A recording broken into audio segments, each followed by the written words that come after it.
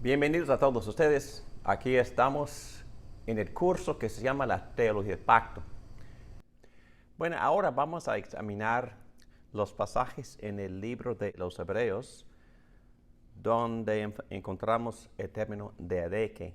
Vamos a empezar con el capítulo 7, versículo 22. Y yo diría que la mayoría de las presentaciones de la palabra diadeque se encuentran en el libro de Hebreos. Esto nos deja saber que el autor de los Hebreos tiene una gran inquietud para comparar y contrastar el judaísmo con el cristianismo.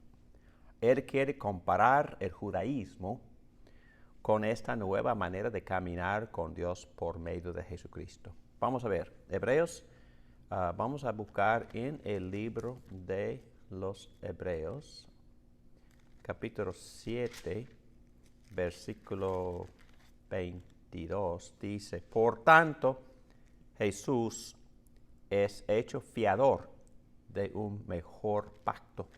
La discusión aquí acerca del pacto es introducida dentro del contexto de la discusión acerca de por qué el sacerdocio de Jesús es superior al del Aarón.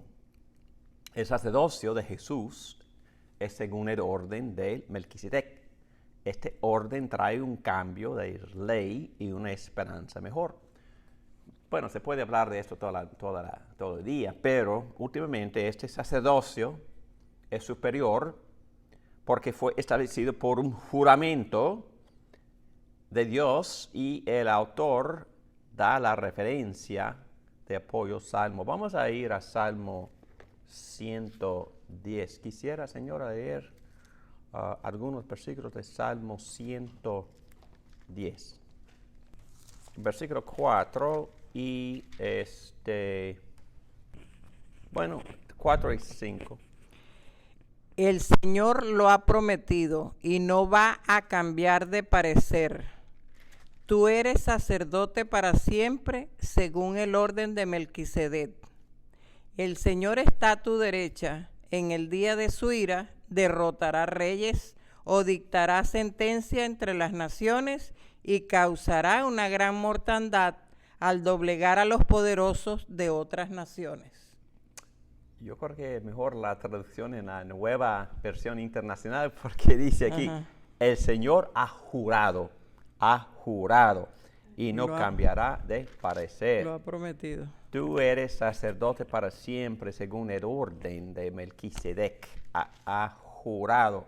Últimamente este sacerdocio es superior porque fue establecido por un juramento divino de Dios. Y el autor da la referencia a este salmo. Juró Jehová, dice otra versión. Juró Jehová y no se arrepentirá. Tú eres sacerdote para siempre según el orden de Melquisedec.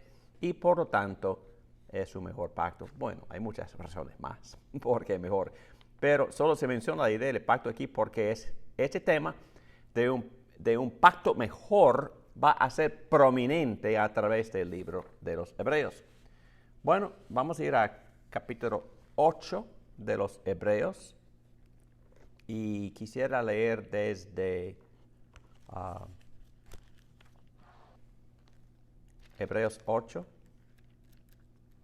Pero Dios, reprobándoles sus defectos, dijo: vienen días, dice el Señor, en que haré un nuevo pacto con la casa de Israel y con la casa de Judá.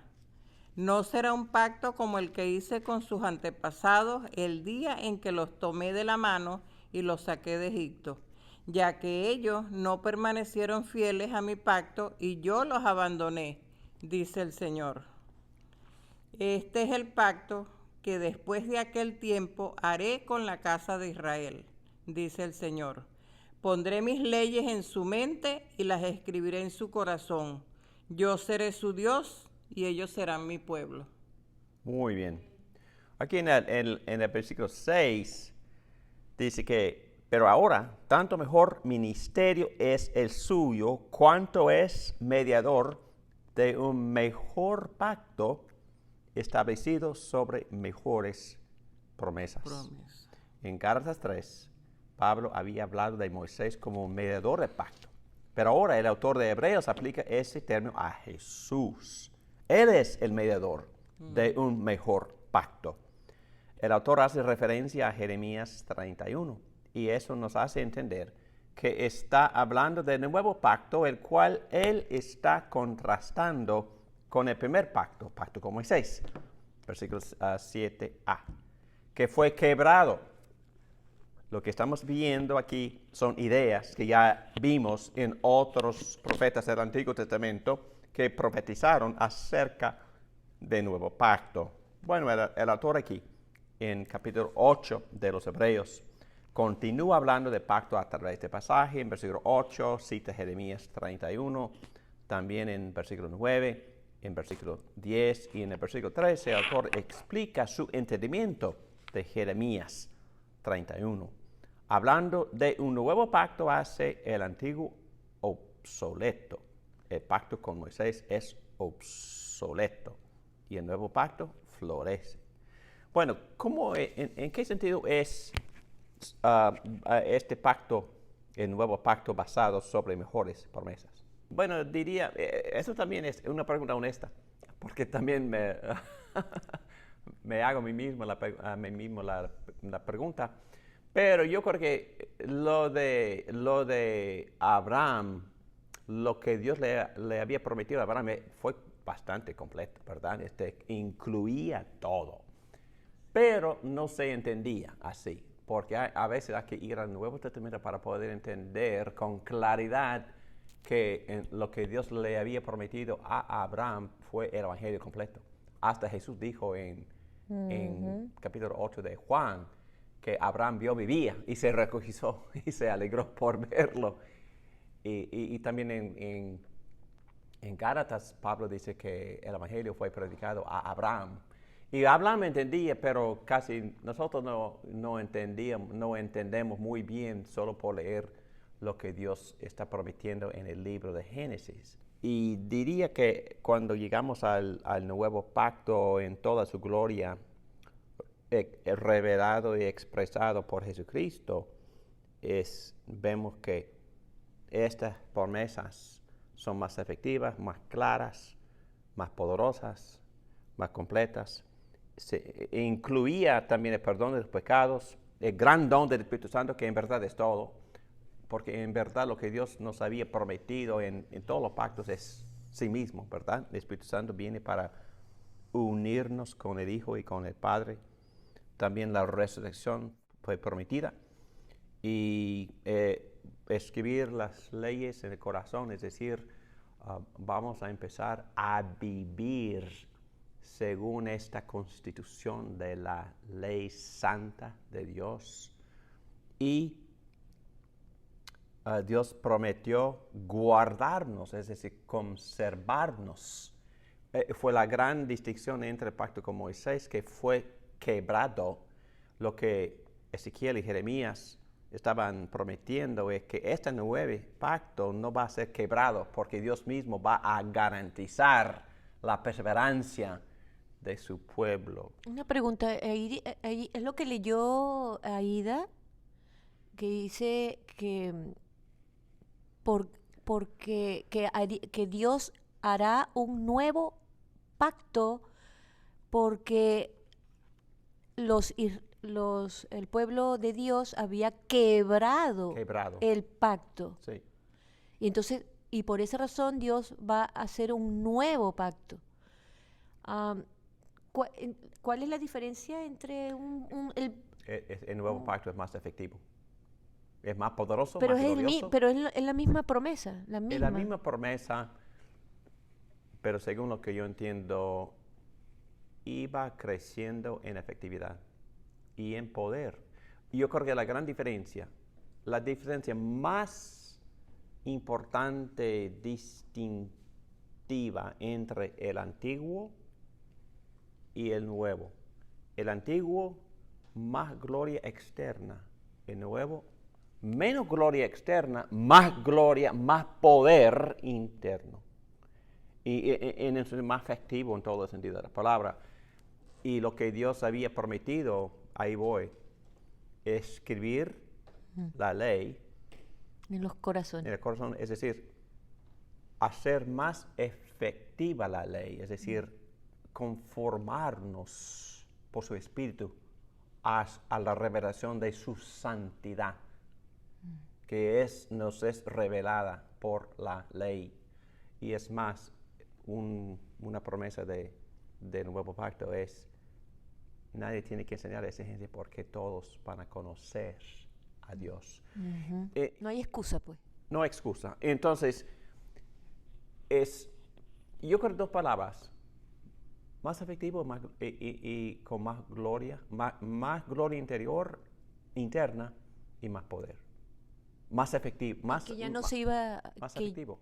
Y que ya no iba a ser rota. No. Porque... No, es que cuando uno, gracias a John Piper que me enseñó esto, que me fascina. En Romanos 8, el paquete del Evangelio bajo el nuevo pacto, que se incluye elección, llamado eficaz, justificación, santificación, glorificación. Es el mismo paquete. Entonces, cuando estamos evangelizando, se le puede ofrecer todo esto a las personas. ¿Quieres estar permanentemente con Dios? ¿Quieres estar seguro de que tú vas a estar creciendo en la gracia para el resto de tu vida? Todo eso se incluye en el paquete que se llama Evangelio. Son buenas noticias. Son buenas noticias de que Cristo ha conquistado a nuestros enemigos. Pecado, Satanás, la maldad. Y en el nuevo pacto, nuestra perseverancia es garantizada. Garantizada. Entonces los elegidos van a perseverar en la fe. Es parte del nuevo pacto. Más efectivo, más poderoso, más eficacia, menos gloria externa, más poder interno en el nuevo pacto. Ok, Hebreos 9. Ahora bien, aún el primer pacto tenía ordenanzas y de culto y un santuario terrenal. Él está hablando del pacto con Moisés y el tabernáculo. Describe el arca del pacto en Hebreos 9:4. Luego entra en la sección donde los traductores están indecisos con respecto a cómo traducir en los versículos 16 a 17. En el versículo la traducción es claramente pacto, y todo el mundo lo traduce pacto. Él es el mediador de un nuevo pacto. En el versículo 18 la traducción es claramente pacto, porque acaba de hablar del primer pacto. Pero la duda entra en los versículos 16 y 17. Bueno, vamos a leer. Y la mayoría de las versiones lo traducen así, como está traducido aquí con la nueva versión internacional. Pero la Reina Valera también traduce en versículo 15 pacto, en versículo 16 testamento, en versículo 17 testamento, en 18 pacto. Entonces es el mismo término, diadeque, pero en versículos 16 y 17 casi todas las versiones de la Biblia traducen diadeque como testamento. Y por supuesto, ¿cuál será la posición de nuestro profesor Ligon Duncan? El pacto. Sí, sí, él va a argumentar. Y yo creo que en esa sección estamos entrando en el corazón de esta clase, porque